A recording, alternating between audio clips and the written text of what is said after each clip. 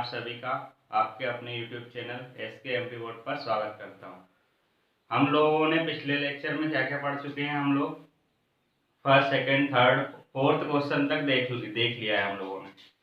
और फोर्थ के बाद अब फिफ्थ क्वेश्चन क्या है, इसमें आपको सिंपल बताना है क्या है। अब ये आपको देखना है कि कौन सा रूप है समुच्च का और इसको चेंज करना है दूसरे रूप में। तो यहाँ पे लिखा है ए और एक स्टेटमेंट दे रखा है, तो इसको आप समझ जाओगे कि कौन सा समुच्चय का रूप है। मैंने बताया भी आपको पिछले लेक्चर में। तो ये कौन सा है, समुच्चय निर्माण रूप है। तो आपको इस समुच्चय निर्माण रूप को किसमें बदलना है, रोस्टर रूप में या फिर सारणीबद्ध रूप में चेंज करना है। तो वही सिंपल इसमें भी क्या करना है, आपको चेंज करना है। तो मैं करवा देता हूँ। आपको क्या करना है, सबसे पहले ट्राई करना है, उसके बाद वीडियो देखना है। अगर कोशिश नहीं करोगे ना तो समझ नहीं पाओगे। जब तक कोशिश नहीं करोगे ना, जब तक कर नहीं पाओगे। इसलिए पहले ट्राई करो पूरे पांचों क्वेश्चन, फिर अगर समझ में भी आ गया, आपसे क्वेश्चन बन गए, फिर भी वीडियो देखो। आपको लगे कि कुछ सर ने कुछ अलग बताया, उसके लिए देखो, तो फिर वीडियो देख लेना। तो कुछ गलत होगा तो सही कर लेना, बाकी सही रहे तो कोई दिक्कत नहीं है, मतलब आपको बनने लगा है ना। तो मैं बताता हूं इसको किस प्रकार पढ़ेंगे। सभी x का समुच्चय जहां x एक विषम प्राकृत संख्या है सॉरी, विषम प्राकृत संख्या क्या होती है आपको पता है। तो बस इसको लिख दो रोस्टर रूप में। क्या लिखोगे, एक से स्टार्ट होगी, एक भी विषम है। फिर दो विषम है क्या, दो नहीं है, तीन होगी। फिर चार है क्या, नहीं है, पांच होगी। फिर छह है क्या, नहीं है, सात होगी। इसी प्रकार चलना है। लेकिन उन्होंने क्या यहाँ पे लिमिट दे नहीं रखी है कि भैया इसके बीच की लेना है आपको। हर क्वेश्चन में जैसे यहाँ पे इस क्वेश्चन में देखो, इसमें क्या लिमिट दे रखी है, x की वैल्यू -1/2 से 9/2 के बीच में होना चाहिए, इतनी होना चाहिए। लेकिन इस क्वेश्चन में क्या उन लोगों ने लिमिट नहीं दी है। तो आपको क्या समझना है, ये अनंत तक जाएगी। तो अनंत तक जाने के लिए क्या, 3 डॉट लगा दिए जाते हैं बस इस प्रकार से। और इस समुच्चय को बंद कर दो। आप क्या कर दो, बंद कर दो। तो इसका इतना हो जाएगा, है ना। अब नेक्स्ट क्वेश्चन देखो क्या है। इसमें क्या बोला है उन्होंने, बी है जो एक ऐसा, ये समुच्चय कौन सा है, ये भी समुच्चय निर्माण रूप है समुच्चय का। अब इसको आपको रोस्टर में चेंज करना है। तो इसको किस प्रकार पढ़ोगे, सभी समुच्चय के x का सभी समुच्चय, x के समुच्चय जहां x क्या है, पूर्णांक है। तो पूर्णांक क्या होते हैं, पूर्णांक भी बताया मैंने क्या होते हैं। पूर्णांक माइनस में भी होते, प्लस में भी होता है, जीरो भी पूर्णांक है। ऐसी संख्या जिसको गिन सकते हैं अपन, या फिर पूर्ण हो। कुल मिला के क्या बोल सकते हो आप, पूर्ण हो। माइनस में भी हो, प्लस में भी हो, लेकिन पूर्ण हो। ऐसे नहीं दशमलव में। अगर मैंने लिख दिया 0.5 या 3.5 तो ये पूर्ण संख्या नहीं है, ये भी पूर्ण संख्या नहीं है, मतलब ये पूर्णांक नहीं है। समझ रहे हो इस बात की, ये पूर्णांक नहीं है। तो आपको क्या लेना है, पूर्णांक लेना है। उन्होंने क्या बोला, एक से एक पूर्णांक है और उसने लिमिट भी दे रखी है भैया वो इसके और इसके बीच में है ना। तो इस प्रकार लिखोगे इसको b। अब देखो लिमिट क्या दी है, -1/2 से 9/4 के बीच में होना चाहिए। मतलब -1/2 से तो क्या होगा, बड़ा होगा, और 9/2 से क्या होगा, छोटा होगा। यही बोला ना इसका मतलब। तो -1/2 से बड़ा क्या हो सकता है, क्या होगा -1/2 से, एक होगा ना, या फिर जीरो मानो, जीरो से आओगे आप तो जीरो से स्टार्ट करेंगे। कहां से स्टार्ट करेंगे, जीरो से, क्योंकि जीरो भी पूर्णांक है। फिर जीरो के बाद क्या आएगा, एक आ, फिर दो, फिर तीन आ सकता है कि नहीं। तो 9/2 कितना होता है, देखो 9/2 कितना होता है, 2 दूनी 2 चौके 8, फिर एक बचा 2 पंच 10, मतलब 4.5 होता है। तो 3 भी आएगा, बस 4.5 से छोटा हो सकता है, 4.5 नहीं हो सकता है। तो 3 भी आ सकता है, फिर 4 आ सकता है कि नहीं, 4 भी आ सकता है, क्योंकि 4 हमको 4.5 नहीं लेना है, 4 तक तो लेना है ना। उन्होंने बोला है 9/2 से छोटी होना चाहिए, 9/2 से बड़ी। अब 5 लेंगे हम तो 5 क्या हो जाएगा, 4.5 से बड़ा हो जाएगा, इसलिए 5 नहीं लेंगे। सिर्फ कहां तक लेंगे, 0 1 2 3 और 4 तक लेंगे। और 5 भी पूर्णांक है, तो 5 को क्यों नहीं लेंगे? क्योंकि उन्होंने कंडीशन दे रखी है 9/2 से क्या होना चाहिए, छोटा होना चाहिए, x की वैल्यू जो होनी चाहिए वो छोटी होनी चाहिए। तो 9/2 की मान क्या आ रहा है अपने पास 4.5, मतलब 4 ले सकते हैं। सिंपल आपको ये करना है ना। तो ये आप नोट डाउन कर लो, मैं इसको रफ करवा देता हूँ और दो। हम लोग अब आगे बढ़ते हैं। नेक्स्ट क्वेश्चन कौन सा आ रहा है यहाँ पे आपके पास? Third question. तो थर्ड क्वेश्चन क्या बोल रहा है, इसको आप देखो। इसमें क्या है, यहाँ पे भी क्या करना है आपको, ये भी समुच्चय निर्माण रूप है। अब समुच्चय निर्माण रूप को आपको क्या करना है, रोस्टर रूप में बदलना। तो इसको देखना पड़ेगा आपको किस प्रकार से करोगे। देखो यहाँ पे क्या लिखा है, सभी x का समुच्चय, जहाँ x क्या है, एक पूर्णांक है और x की यहाँ पे लिमिट नहीं दी है आपको, एक कुछ यहाँ पे ऐसा इस प्रकार से दे रखा है। तो आपको इस प्रकार से ये दे रखा है, इसको किस प्रकार से समझोगे आप, किस प्रकार से समझोगे? तो इसका तरीके दो है, इस क्वेश्चन को करने के लिए दो तरीके हैं आपके पास, दोनों तरीके यूज कर सकते हो आप। तो मैं दोनों तरीके बता देता हूँ, आपको जो पसंद आए उससे कर सकते हो, कोई दिक्कत नहीं है ना। तो पहला तो क्या करना है आपको क्या लिखना है, x² और क्या लिखा है, जो छोटा है या बराबर है 4 के। तो आपको x का ऐसा मान रखना है जो क्या हो, 4 के बराबर हो या फिर 4 से छोटा है, स्क्वायर करने पर इस प्रकार के मान आपको रखना है। और वो क्या होना चाहिए, पूर्णांक होना चाहिए। ये भी ध्यान रखना है कि जो वैल्यू रखो वो क्या होना चाहिए, पूर्णांक होना चाहिए। तो पूर्णांक क्या होते हैं, देखो ये अब आप लोगों ने 9th में क्या नंबर लाइन पढ़ी होगी, इसको क्या बोलते हैं, संख्या पद्धति। ये क्या होती है, 0, फिर यहाँ पे 1 2 3 ऐसे जाती जाती है इनफाइनाइट तक। और इधर क्या माइनस में -1 -2 -3 इस प्रकार से इस साइड जाती है। आपने पढ़ा होगा ये 9th क्लास में, संख्या पद्धति स्टार्ट होती है वहीं से, संख्या, ये संख्या रेखा है, इसको पढ़ा होगा आपने। तो ये देखो, ये सब क्या होते हैं, जो वैल्यू होती है संख्या पद्धति पे 0 1 2 3 -1 -2 -3, ये क्या होती है, ये पूर्णांक होते हैं, इनको इंटीजर बोला जाता है, पूर्णांक बोला जाता है। लेकिन जो संख्या रेखा पर जितनी भी सब वैल्यू को ले ले हम, तो उनको वास्तविक संख्या बोला जाता है। क्योंकि इनके बीच में क्या, अभी दशमलव में भी तो है, क्या है यहाँ पे 1.5 भी है, यहाँ पे 2.5 है, या फिर 1.1 भी है, 1.13 है, ऐसे इस प्रकार से बहुत सारी संख्या।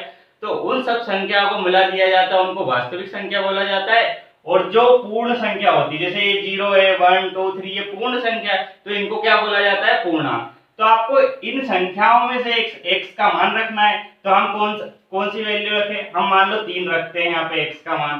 तो 3 क्या होगा, 3 रख के देखो, 3 का स्क्वायर कितना होगा, 3 3 9, 9 क्या होगा, 4 से बड़ा हो जाएगा, तो 9 तो लेना नहीं है आपको। फिर 2 लो, तो 2 का स्क्वायर करोगे तो कितना होगा, -2 का स्क्वायर करो आप, कितना आ रहा है, -2 गुणित -2, तो 2 से तो 2 कैंसिल हो गया, तो कितना आ गया, 4। मतलब ये 4 के बराबर भी है, और क्या है, 4 से मतलब 4 के बराबर है। तो आपको कंडीशन वो सेम मिल गई कि हाँ भैया 4 होना चाहिए। फिर -1 रखो, तो -1 का स्क्वायर कितना होगा, -1 गुणित -1, तो माइनस से माइनस कैंसिल और 1 आ गया 1। फिर क्या लेना है आपको, तो ये भी क्या है, 4 से छोटा है, तो ये भी ले सकते हैं हम। 3 क्यों नहीं लिया हम लोगों ने, देखो 3 का करो, तो 3 क्या है, 3 का स्क्वायर करेंगे ना हम लोग, तो क्या हो जाएगा, -3 गुणित -3, तो ये माइनस से माइनस कैंसिल, तो 3 3 9 हो जाएगा यहाँ। और 9 ऐसी संख्या है, x स्क्वायर का मान क्या आ रहा है, 9 आ रहा है, तो 9 क्या है, 4 से बड़ा है, इसलिए ये वाली वैल्यू हम नहीं लेंगे।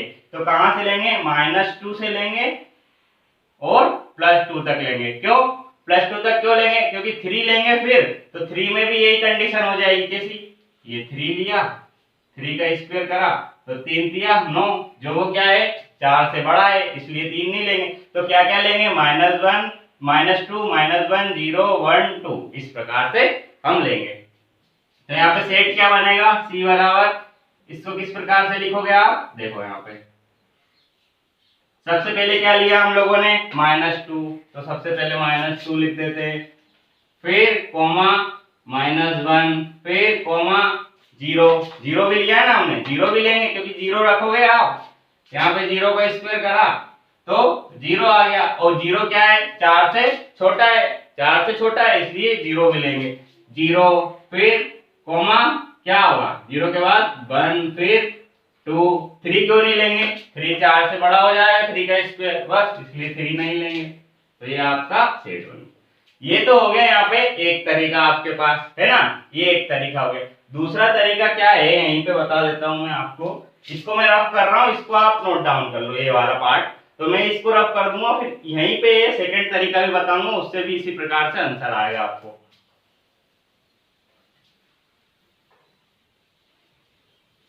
ये पूरा आपको क्या करना है, नोट डाउन करना है अच्छे से। दोनों तरीके में से कोई सा भी तरीका आप कर सकते हो, ऐसा नहीं है कि आपको कोई सा ये करोगे तो ये गलत मान लिया जाएगा, ऐसा नहीं है। जो सा आपको सही लगे वो तरीका आप कर सकते हो, है ना।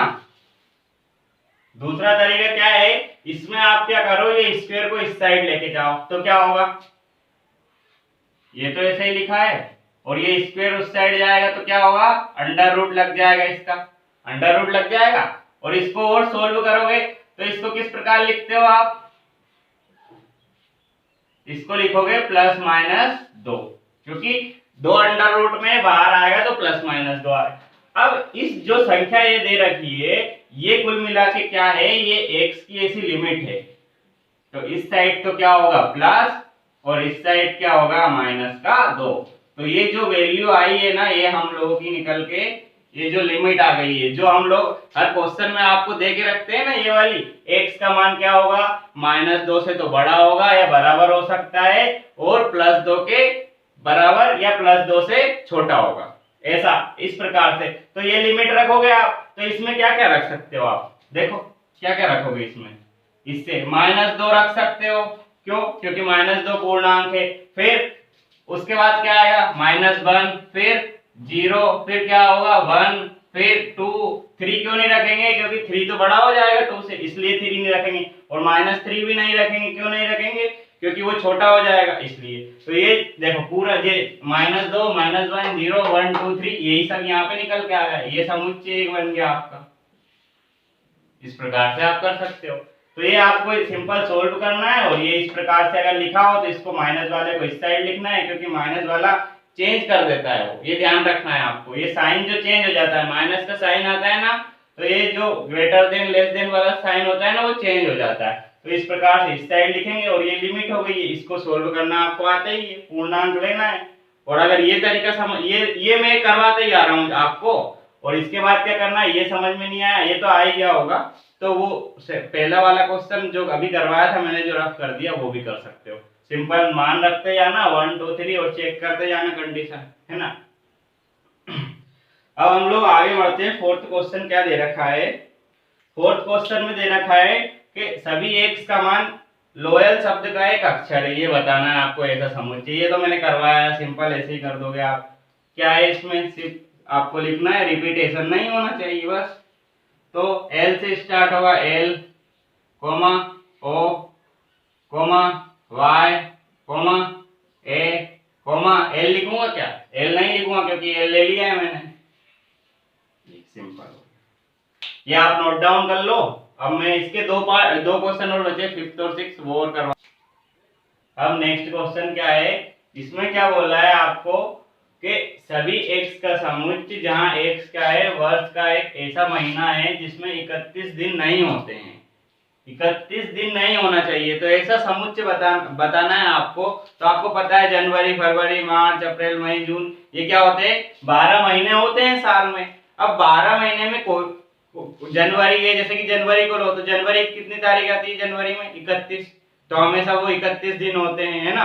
तो आपको क्या करना है, 31 दिन वाले छोड़ना है, और जो 30 के होते हैं या फिर 28 का होता है, 29 का होता है, फरवरी 29 और 28 का भी होता है, कभी लीप ईयर होता है तो 29 का होता है, और लीप ईयर नहीं होगा तो कितने का होगा, 28 का, तो वो भी लेना है। तो आपको सिर्फ 31 वाले छोड़ना है, और बाकी सब जो 30 वाले और 28 वाले को लेना है। तो किस प्रकार से आप करोगे कि 31 वाला महीना कौन सा है और 30 वाला कौन सा है, तो सिंपल आपको क्या ध्यान रखना है, यहां से स्टार्ट करना है। आपके हाथ लो और आपका हाथ देखो, यहाँ पे ये उभरा हुआ पार्ट है, फिर एक गड्ढा है, फिर उभरा हुआ पार्ट है, फिर गड्ढा है, फिर उभरा हुआ पार्ट, फिर गड्ढा, फिर उभरा हुआ पार्ट, ऐसा है ना।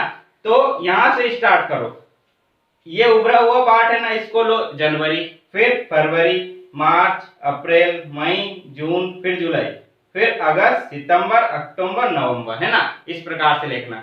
तो जो उभरा हुआ पार्ट है ना वो हमेशा क्या होगा, 31 तारीख वाला महीना होगा। क्या होगा, 31 तारीख वाला। तो मैं किस प्रकार समझाता हूँ आपको इसको, देखो यहाँ पे ये उभरा हुआ पार्ट पहला है, तो पहला क्या है, जनवरी से स्टार्ट करना है। तो जनवरी क्या है, 31 का, लिख दो यहाँ पे, जनवरी क्या है, 31 का। फिर जनवरी के बाद क्या होगा, फरवरी, जनवरी के बाद फरवरी, तो फरवरी कहाँ आ गई, गड्ढे में, फरवरी कहाँ आ गई, गड्ढे में, मतलब ये 30 का होगा। फरवरी को आपको पता है तो फरवरी 30 का होता नहीं है, ये तो या तो फिर 29 का होगा या क्या होगा, 28 का होगा। ऐसे लिख दो आप, 29 का होगा या 28 का होगा। उसके बाद आए हम तो उभरा हुआ पार्ट आया, तो ये क्या है, मार्च, तो मार्च कितने का होगा, 31 का। फिर क्या करना है, फिर चलो तो फिर गड्ढे में चले गए। देखो यहाँ पे पहला उभरा, फिर गड्ढा, फिर उभरा हुआ, फिर गड्ढा, तो मार्च कितने का, ये अप्रैल कितने का होगा, क्या है, जनवरी, फरवरी, मार्च, मार्च, फिर गड्ढा में आ गया तो अप्रैल कितने का होगा, 30 का होगा। फिर अप्रैल के बाद मई, फिर मई कितने का होगा, 31 का। जनवरी, फरवरी, मार्च, अप्रैल, मई, फिर जून कितना कितने का होगा, 30 का। और जुलाई, जुलाई आएगी तो जुलाई कितने की होगी, 31 की। जुलाई पे ऊपर आ गए हम, ये उभरा हुआ पार्ट हो गया तो 31। अब देखो यहाँ पे बस ये आपको तो समझ रहा होगा, सीक्वेंस में आ रहे, सीक्वेंस में नहीं आ रहे। देखो यहाँ पे हो गई जुलाई खत्म, जुलाई खत्म हो गई। अब वापस से आपको यहाँ पे आना है, तो जुलाई तो 31 की है ना। अब वापस से यहाँ पे आओगे आप, तो यहाँ पे देखो उभरा हुआ पार्ट मिलेगा आपको। तो जुलाई के बाद अगस्त आता है, वो भी कितने का होता है, 31 का, क्योंकि यहाँ पे क्या हो रहा है, उभरा हुआ पार्ट मिल रहा है, इसलिए ये भी क्या होगा, 31 का, है ना। फिर नीचे जाओ तो धसा हुआ पार्ट मिलेगा, तो ये क्या हो जाएगा, 30 का। फिर उभरा हुआ पार्ट 31 का, फिर धसा हुआ पार्ट, फिर 31 का, ये हो जाएगा। बस सिंपल, ये इसलिए मैंने बताया है ट्रिक कि आपको ऐसे याद नहीं आ रहा हो ना, तो सिंपल अपना हाथ लो और हाथ पे देखो उभरा हुआ पार्ट है, जनवरी, यहीं से स्टार्ट करना है, जनवरी, फरवरी, मार्च, अप्रैल, मई, जून, जुलाई, फिर अगस्त, सितंबर, अक्टूबर, नवंबर, दिसंबर, इस प्रकार से चलना है आपको। तो यहीं से चलोगे, स्टार्ट करोगे तो यहीं से लेना 31, 30, फिर 31, फिर 30, फिर 31, फिर 30, फिर 31, इस प्रकार से चलो आप। तो सिंपल ये दो जो जुलाई और अगस्त होते हैं ना, ये 31 के एक साथ आ जाते हैं। तो ये ध्यान रखना, ये क्यों आते हैं, क्योंकि यहाँ से हम लोग जाते हैं फिर रिविस आते हैं, तो ये भी उभरा हुआ पार्ट आता है, फिर यहाँ पे आएंगे, आओगे आप तो यहाँ पे वापस से उभरा हुआ पार्ट मिलेगा, इसलिए दोनों हो जाते हैं सेम। अब आपको क्वेश्चन क्या बोल रहा है, क्वेश्चन में आपको क्या करना है कि 31 वाले छोड़ना है। वर्ष के ऐसा महीना है जिसमें 31 दिन नहीं होना चाहिए, तो 31 दिन नहीं है वो नहीं लेना है। कौन सा लेना है आपको, 30 वाले और 28 वाले। तो क्या करोगे आप, ई देखो अब इसमें है तो इसको लेंगे नहीं, फरवरी ले लेंगे,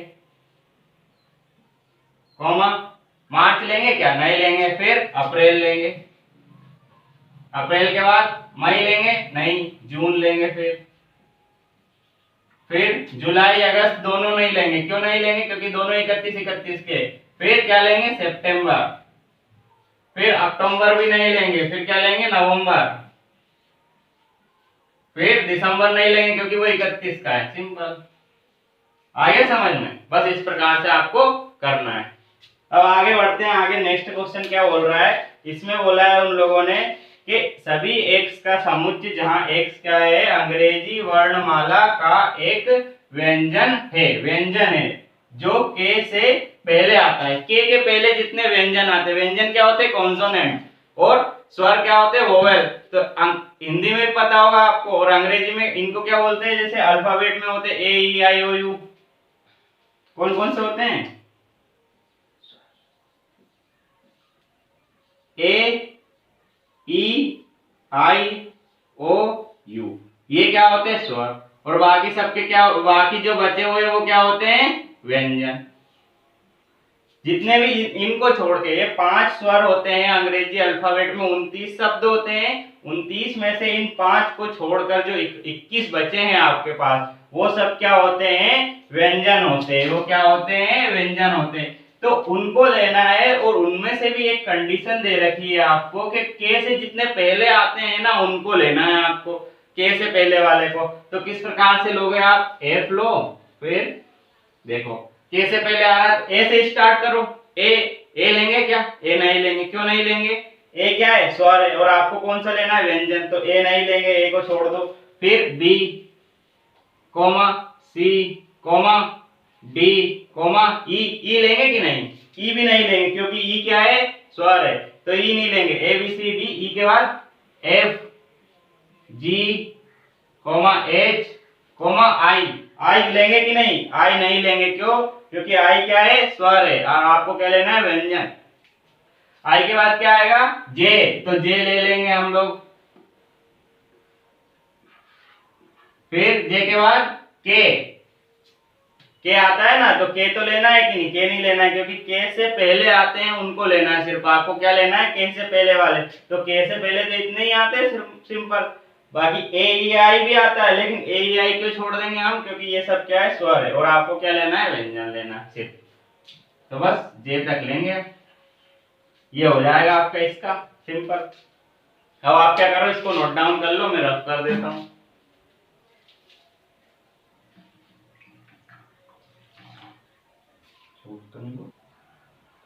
अब देखो इस प्रश्नावली का लास्ट क्वेश्चन बचा है आपको, तो ये कौन सा है, छठा क्वेश्चन है और इसमें आपको जोड़ी मिलाना। तो मैंने सब कुछ पढ़ा दिया है, वही क्वेश्चन पूछे हैं इसमें सिंपल, तो आपको जोड़ी मिलाना है, क्या करना है, जोड़ी मिलाना है। तो सबसे पहले आप ट्राई करो और मैं अभी बता रहा हूँ, अब चेक करना फिर, है ना। तो पहला क्या दे रखा है इन लोगों ने, ये कौन सा रूप है समुच्चय का, तो ये कौन सा है, रोस्टर रूप है, और इस साइड कौन सा दे रखा है, इन्हीं समुच्चय का समुच्चय निर्माण रूप दे रखा है। तो रोस्टर रूप और समुच्चय निर्माण रूप दोनों पढ़े हैं आपने, तो आपको पहचानना है कि ये रोस्टर रूप है, तो इसका समुच्चय निर्माण रूप कौन सा होगा इन चारों में से। तो आप देखो यहाँ पे क्या देखोगे, दो तीन, दो के अरे एक दो तीन और छह, क्या याद रखें, एक दो तीन और छह। तो ये एक दो तीन छह क्या है, क्या है, तो किस प्रकार से देखोगे आप, पढ़ो इसमें। तो यहाँ पे देखोगे आप क्या है, एक से एक अभाज्य संख्या है और छह की भाजक है, अभाज्य संख्या है। तो अभाज्य संख्या क्या होती है, यहाँ पे देखो अभाज्य संख्या क्या होती है, अभाज्य संख्या क्या होती है, अभाज्य संख्या ऐसी संख्या होती है जिसमें एक का भाग जाए और स्वयं का भाग जाए। तो यहाँ पे देखो वो है क्या, ऐसी संख्या, देखो एक दो तीन तो है, लेकिन छह ऐसी संख्या नहीं है, क्यों नहीं है, छह में दो का भी भाग जाता है, तीन का भी भाग जाता है, इसलिए अभाज्य नहीं है। तो दूसरा चेक करो, दूसरा चेक करोगे तो क्या करोगे, दो और तीन, तो ये देखो हाँ ये छह की भाजक भी है दोनों, और ये क्या है, छह की भाजक है, और क्या है, अभाज्य संख्या भी है, इसलिए इसको क्या बोल दोगे आप, कि ए वाले का आंसर ये होगा। इससे मत जाओ, आप इसको पढ़ो तो इससे आपको ये आंसर मिलते जाएंगे, क्योंकि आपको पता है समुच्चय निर्माण रूप से आपको रोस्टर रूप बनाना आता है। तो इस प्रकार आप देखो, इसको पढ़ो पहले ये वाला स्टेटमेंट, फिर देखो यहाँ पे क्या देखा है, एक से एक अभाज्य संख्या है और छह की भाजक है। तो देखो दो, ये वाला देखा तो ये तो गलत हो गया, दूसरा देखो दो और तीन, तो ये अभाज्य संख्या है दोनों, और ये छह की भाजक भी, ये दो से भी छह में भाग चला जाता है और तीन से भी, तो ए का ये पहला, दूसरा जो हो जाएगा इसका ए आंसर हो जाएगा। फिर यहाँ पे पढ़ो, x क्या है, x जहाँ पर x सभी x का समुच्चय जहाँ x संख्या क्या है, 10 से कम एक विषम प्राकृत संख्या है। 10 से कम विषम प्राकृत संख्या क्या होती है, 10 से कम विषम प्राकृत संख्या, तो एक दो, दो क्या है, सम प्राकृत संख्या, विषम नहीं है दो, तो ये तो गलत हो गया, ये हमने कर ही लिया है, ये है नहीं, तो यही बचा, तो यही होगा इसका, एक है विषम प्राकृत संख्या, फिर दो नहीं है तीन, फिर चार भी नहीं है पांच, छह भी नहीं है सात, फिर आठ भी नहीं है नौ। तो देखो ये विषम प्राकृत संख्या दे रखी है और ये क्या है, सभी 10 से कम है, 10 से कम है, इसलिए क्या हो जाएगा इसका आंसर बी। फिर देखो यहाँ पे x सभी x का समुच्चय जहां x एक प्राकृत संख्या है और 6 की भाजक है। अब यहाँ पे प्राकृत संख्या बोला है और 6 की भाजक बोला है, तो भाजक तो यहाँ पे बोला था, लेकिन यहाँ पे एक छोटा सा स्टेटमेंट क्या बोला था इन लोगों ने कि अभाज्य संख्या है। तो अभाज्य संख्या में 6 नहीं आ रहा था, लेकिन यहाँ पे क्या बोल दिया इन्हें, प्राकृत संख्या है। तो प्राकृत संख्या में देखो एक भी ये प्राकृत संख्या, 2 3 6, और ये सभी क्या है, 6 की भाजक है, 6 की भाजक है ना, इसलिए ये क्या होगा, सी इसका हो जाएगा। फिर बचा एक ही है तो ये इसका डी हो जाएगा। और आप चेक भी कर सकते हो, क्या चेक करोगे, सभी एक्स का समुच्चय जहां एक्स क्या है, मैथमेटिक्स शब्द का एक अक्षर है। तो देखो यहाँ पे एम आ गया, फिर ए आ गया, फिर टी आ गया, ये टी है यहाँ पे टी, फिर एच, फिर ई, फिर एम। एम क्यों नहीं लिया, एम इसमें है लेकिन इसमें क्यों नहीं लिया, क्योंकि पहले आ गया एम यहाँ पे, इसलिए नहीं लिया यहाँ पे। फिर ए भी नहीं लेंगे क्योंकि ए भी पहले आ गया, फिर टी भी नहीं लेंगे, फिर आई लेंगे, फिर सी और एस, इस प्रकार से। तो ये प्रश्नावली आपकी यहाँ पे समाप्त होती है। अब क्या करते हैं हम लोग, इस लेक्चर को यहीं पे खत्म करते हैं। नया लेक्चर में पूरी प्रश्नावली 1.2 से स्टार्ट करेंगे, उसी में नया। तो आपको क्या करना है, अगर वीडियो पसंद आया तो लाइक करना है और हमारे चैनल को सब्सक्राइब करना है और आपको ज्यादा से ज्यादा बच्चों को शेयर करना है ना। थैंक यू दोस्तों।